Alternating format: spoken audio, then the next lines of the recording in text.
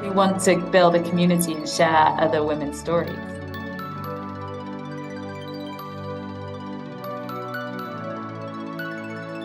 Hi, everyone, and welcome to the Tea with TE podcast. It's the She Who Leads series.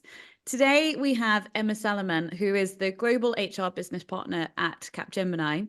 Emma is a valued person within Triton Exec and somebody that we've got to know very well over the years. And I'm so grateful for you being here. So thank you, Emma, for joining us. No, thank you, Terry. Thank you for inviting me. It's a pleasure. It's great to have you on, and we always start with a bit of an introduction. So we'd love to just hear a bit about you, just in terms of career background and how you've got to where you are today. Sure, no worries. So I'm a global HR business partner with Capgemini, who are a global IT services and consultancy company. My role today is actually working with our group CFO, supporting and working with her on a number of topics across three functions: finance, procurement, and corporate real estate. But I started with the group in a consulting role, HR transformation and change. And during my time with the group, I've been in a variety of roles, both consulting and internal HR and in global roles as well. So more on that, I'm sure. But I started my career actually in recruitment, so maybe that's where the connection comes as well. So I know very well and have a great love of the recruitment business and the industry. In fact, I was in recruitment for about 10 of the years I've been working. So yeah, so recruitment, HR, consulting, global, that's me.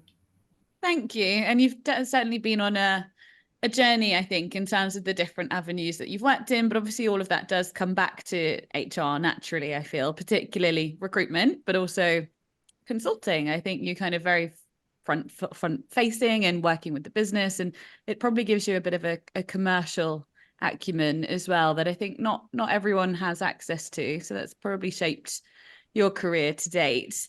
There's probably been some big achievements throughout your career, and I'd love to hear if there are any in particular that you think have helped to get to where you are today.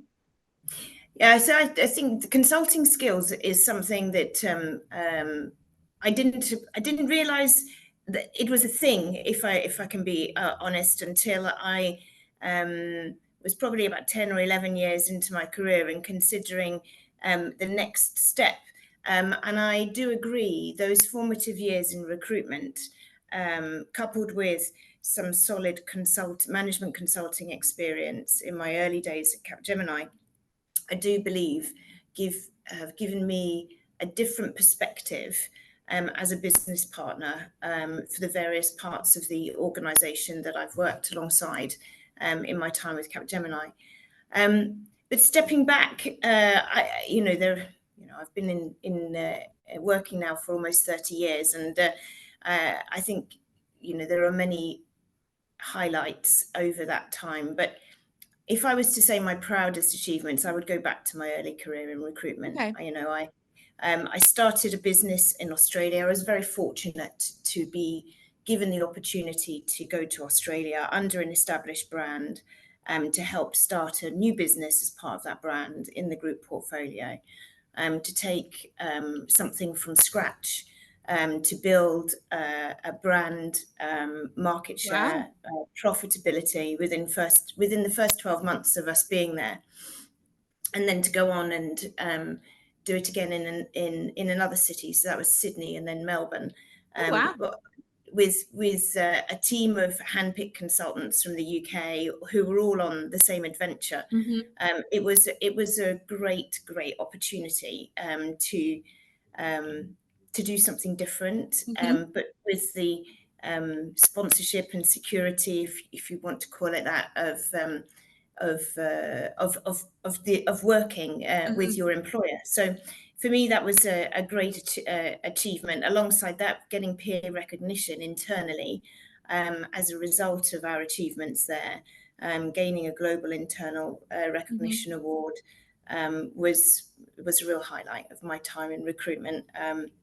More recently, as HR director for several group functions, I'm really proud of the work we've done to build capability development for the finance function all too often support functions can be considered as just that. But we Mm-hmm. really believe they're enabling functions, and we really believe our talents should have the same opportunities for progression, growth, and development as any client-serving employee. And we've created a great basis of learning and development for the whole finance community globally in Capgemini. And I think as a consequence, it's a real role model for finance as a function. Yeah, amazing. And I didn't realize about the Australia thing, Emma. How long were you there for? So I was there for just about 3 years, just under 3 Wow. years, and worked in Adelaide, Sydney, and Melbourne. Setting up Great experience. new brands under the what was the Hayes Personnel Services Okay. umbrella at the time. How It cool. was a really, really great experience, really great experience personally and professionally. And on a professional level, I learned so much about leading, managing teams, commercial, operational leadership as well. The business side, you must have learned. Yeah, it was a huge, steep learning curve, and I think at the time, if I'm really honest, I probably lacked a bit of the confidence and self-belief which others had put in me. But it was great times, and we did really amazingly well.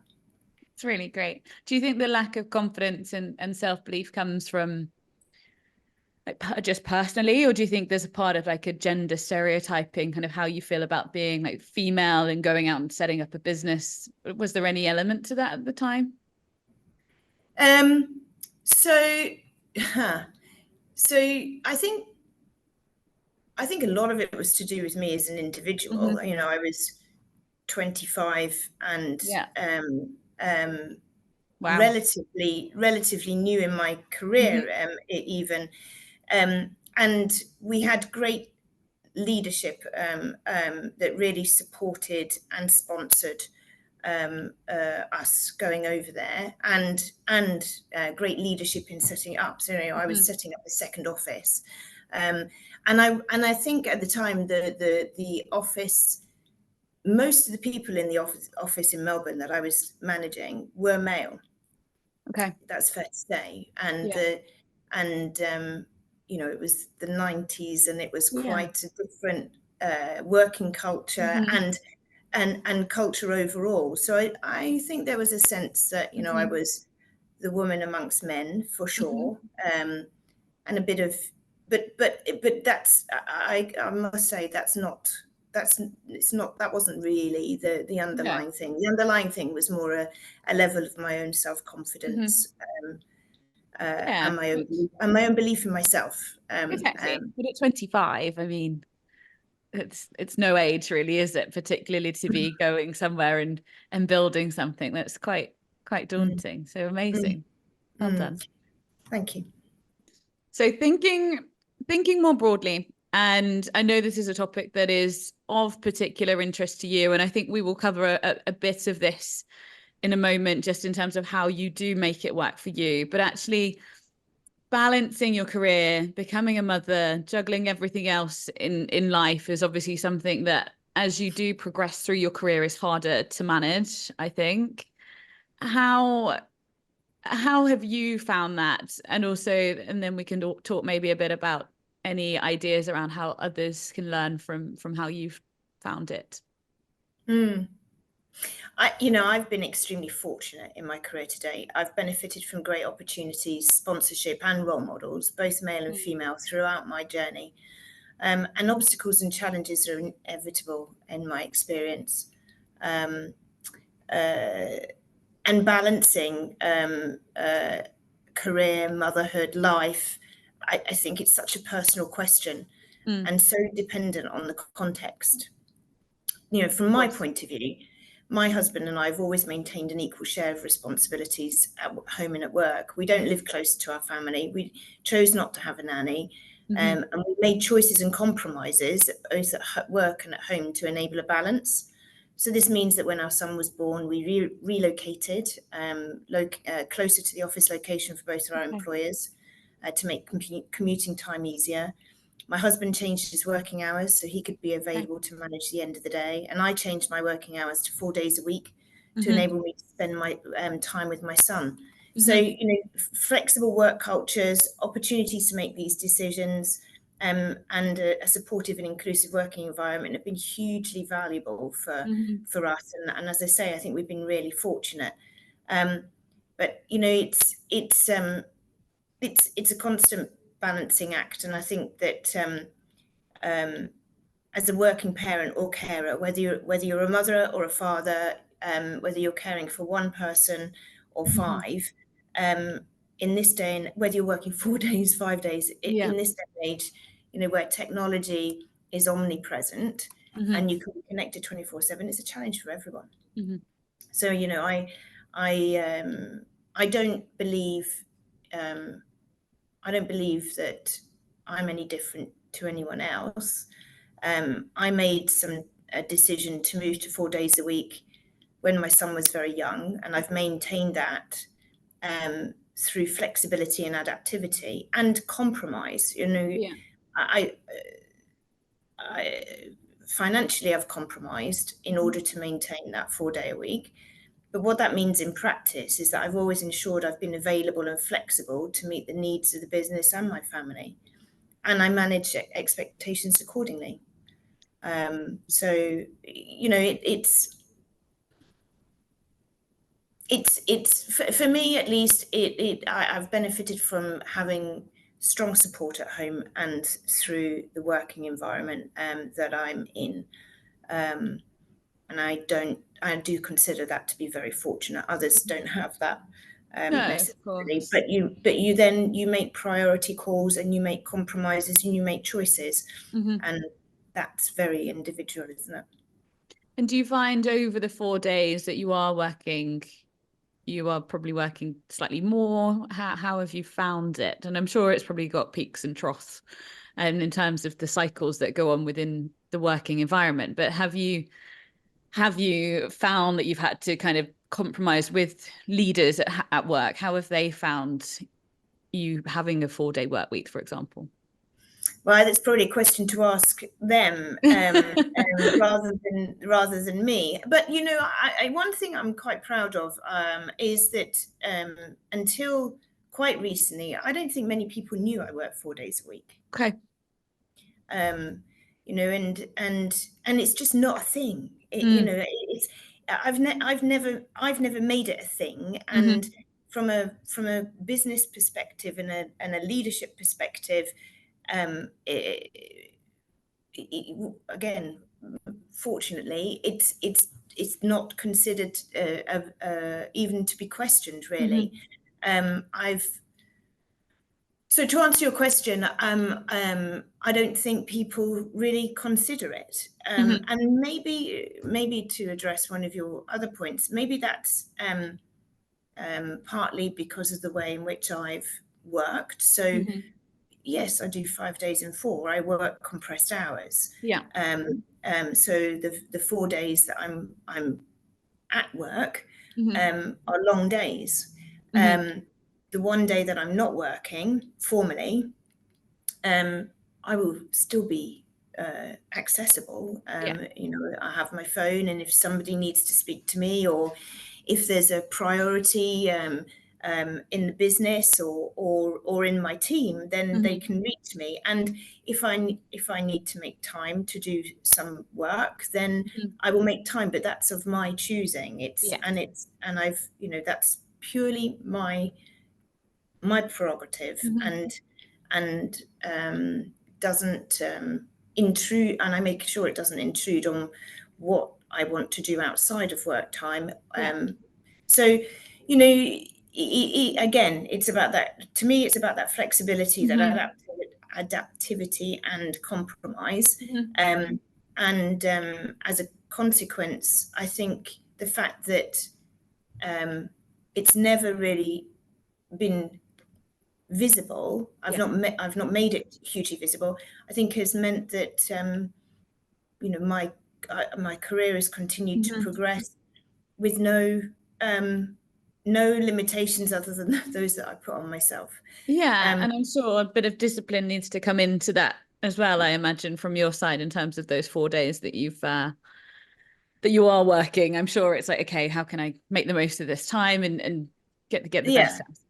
Yeah, I mean, we're all busy, aren't we? And we all have, I think, multiple priorities and agendas. So for sure, it means that those days are very full. And as time has gone on, as my son has grown up or grows up, what I choose to do on that Monday changes. So I've taken on voluntary roles and responsibilities, which allow me to, I suppose, to contribute in a different way to society and to the working world, allow me to build new networks and gain new skills. And I can do that largely in my non-working day.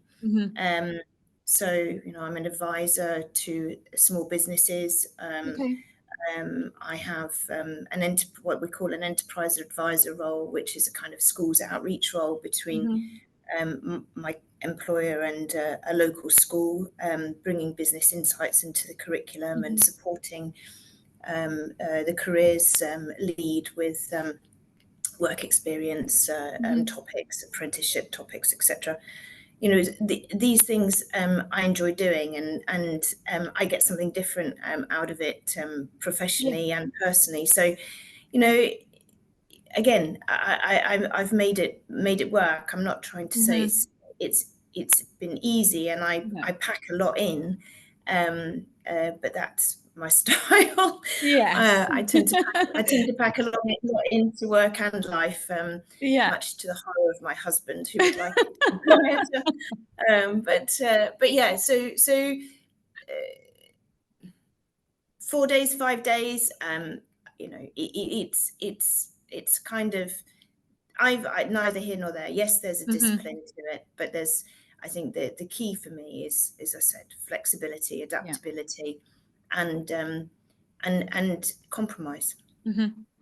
It's nice to hear you making it work for you, because I think sometimes we feel a bit bound to feeling as though we can't ask those questions, and it's it's 5 days a week and we have to do that because everybody does that. Whereas actually it's like, no, what's going to work for us personally, and how do we bring that into what we want? But I think a lot of the time we don't take time to reflect on what we actually do want and how we can make it work. So I think it's really commendable, Emma, and I really like the fact that you are doing some other things that you wanted to do. And I think it's great that you've got this kind of additional, it's now giving you a bit of a hobby, so to speak, I guess, a business hobby, but still it's giving you different perspectives. It's sorry to cut across you, but it's about, we could all work 24/7 these days, especially now.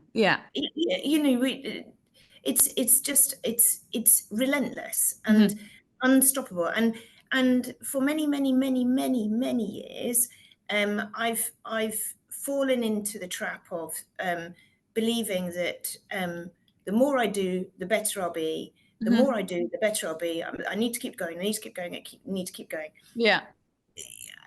At some point, and maybe it's a COVID legacy for me, I don't know, but this whole notion that actually with COVID and the pandemic, things just stopped, and we had to adapt, and we had to change, and we did, and for the most part, it's okay. It's been okay. There's clearly big things out there that have happened as a consequence, economically, and so on. But we adapted, and it was okay. And I kind of sort of take that a bit with me now. you can adapt, and it will be okay. And I encourage anyone to ask the question. You know, you've got to start with what's important for you. Yeah. And we have one son, and I had one opportunity to be a mother. So for me, that was really, really important to be visible. And so that was the compromise. You know, I want to have a career, but I want to be visible for my son. So I was fortunate. I asked the question. I could move to 4 days.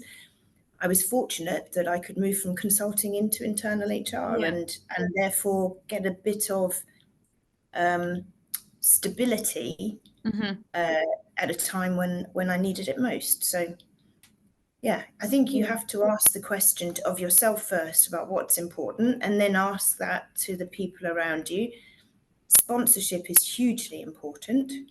Having people who believe in you and can advocate for you and can support you is hugely important in your career. And I've been very, very fortunate from the very beginning that I've had those people that I can, I can count on. Yeah, and I talk about that a lot with everybody at your level in leadership roles, I think, because it helps. It certainly helps to know that you're not fighting for things on your own. You just touched a little bit on it there with consulting background. And obviously, when you were going on your journey into motherhood, you were a consultant. And I'm sure there were people that would love to hear your perspective on this, because obviously consulting is not known for being the most flexible, and it probably is one of the hardest roles to have, I think, as you are going into motherhood from a flexibility perspective. So how was your journey into motherhood, and what did you take from that from a learning perspective in your career? I think consulting's come a long way, and I know in our organisation that we have an awful lot of support and options and choices for our colleagues, whether they're male or female, and what responsibilities they have beyond work, and what choices they want to make. So you know, it's everything evolves. But you know, when I started in consulting, I went on maternity leave, I think a couple of years after I joined Capgemini, and I took 9 months, which was a bit extended from the norm. But anyway, when I came back, it was like a baptism of fire. So I remember coming back in to the office on my first day, being put straight into an RFP, and working all hours to submit the RFP. We won that piece of work. We were then into client delivery, and it was just this kind of, you know, culture shock. From being at home, and all the everything that goes with a newborn, and to then literally full speed ahead.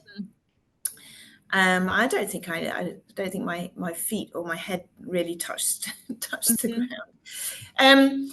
But one thing I when I did sort of come up for air, I was thinking to myself, you know, I'm back. I remember the practice head at the time saying to me quite genuinely, nobody would know you've been away. You know, you've done great. You're back. You're in. You're on firing on all cylinders. Nobody would know that you've ever been away. And it was meant as a compliment, and I took it as a compliment. But when I stood back and I thought about it, I thought, well, I didn't have a choice. You know, there was no reorientation. There was no sort of even discussion with me about returning to work, and what did I want to do, and what's going to be easy in the first few weeks, and you know, none of that. And it wasn't deliberate. I just don't think people thought about it. So I thought about could be better? What would I have liked had I had the opportunity? And I set about writing a kind of reorientation program, which consists of all the basics, really, and a lot of common sense. Everything from keep in touch days and having conversation with your manager about what's going to work, setting expectations, through to having a buddy or a mentor, someone that's going to help you get it back up to speed with what's changed and so on. And at the time it wasn't, there was nothing structured like that. So I took the initiative to the head of the UK HR, the CHRO for the UK at the time, who thought it was a great initiative, and we rolled it out across the whole of the UK business. And I believe it sort of became the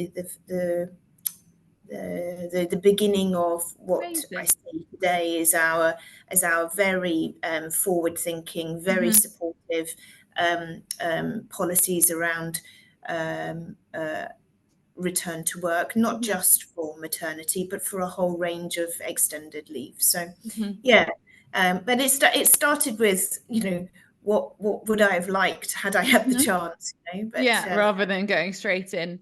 After 9 months, I can imagine you probably hadn't even thought about work during that time.